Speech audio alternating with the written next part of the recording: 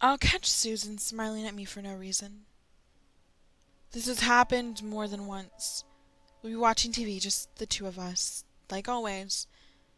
Then I'll notice, out of the corner of my eye, that she's got her eyes on me, not at the TV. Head turned 90 degrees my way, a frozen smile on her face I can only barely make out of my peripheral vision. Something unnatural about it. And then I turned to look at her and she's got her eyes on the TV again. I asked her about it the first time, but she denied it. I was afraid I'd sound crazy if I pushed it, so I never asked again. There were other things too. Susan had a twin sister, died during the birth. She never talks about it. Just last week, I turned off my lights and closed my eyes. Susan was already asleep. I woke up in the middle of the night to find her side of the bed empty. I turned around and she had that same smile by the side of the bed, watching me. Honey, what are you doing?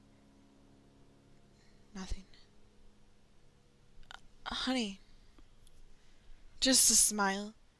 She made way around the bed and nested herself under the blanket like it was nothing.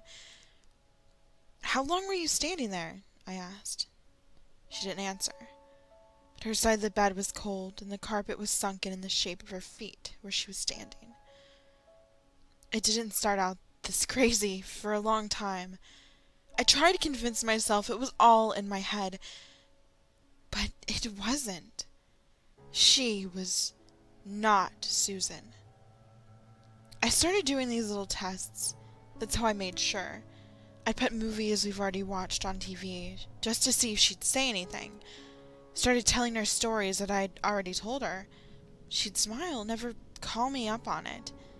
I asked her, point blank one day.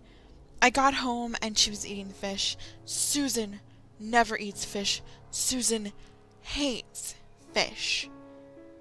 Salmon? I asked. Tilapia. I sat on the table across from her. She smiled. I was talking to Principal Dawson about Sarah today, I said. Sarah?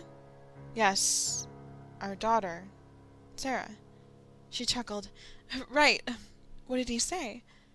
Susan. Our daughter's name is Camille. She stopped, the fork halfway to her mouth, and rose her eyes at me. Slowly set it back on the plate. Who are you? I asked. I'm going to bed, she said, getting up. I slept in the guest room that night, with the door locked. I ran away the next day, took Camille with me. We spent the night at a Best Western close to Needles. Where's Mommy? Camille asked just before bed. I don't know, honey. But if you hear anything, any sound at all, you wake me up, okay? Okay. I dreamt of a woman, just like Susan that night. A woman that wanted the life of her sister. The life she didn't get. Camille woke me up in the morning. She was eating a cupcake. Did you take that from the minibar? No. Mommy gave it to me. I paused. Mommy was here? Camille nodded. Yeah, she was standing right there by the bed. She was there for a really long time. Why didn't you wake me up, Camille? I was going to, but Mommy went like this. Camille put her finger over her lips and went, shh. I looked down. The carpet was sunken where Camille said Susan had been standing. It's okay, Daddy. She was smiling. The following night we were almost out of the state, at a bed and breakfast by the border. I turned off the lights, tucked Camille in, and waited, sitting in the armchair in silence. I knew she would come. It was dead quiet, and I was dozing off when I heard the hinges creaking. I opened my eyes and waited. The door came open in slow motion. She came in, no sound but the door, walked to the side of Camille's bed. That smile on her face. I got up. I went behind her. She couldn't see me. Her eyes were locked on Camille. Come on, honey. We're going home, she whispered. She didn't look back. She never even saw the knife when I plunged it in. The lawyer would later tell me I was awarded no bail, and I'd have to wait for trial at the mental institution. Capgras syndrome, he said. It's a delusional misidentification syndrome, not unlike Frigoli, a disorder in which the person holds the delusion that a friend, spouse, parent, or family member has been replaced by an identical-looking imposter. I told him I was protecting my daughter.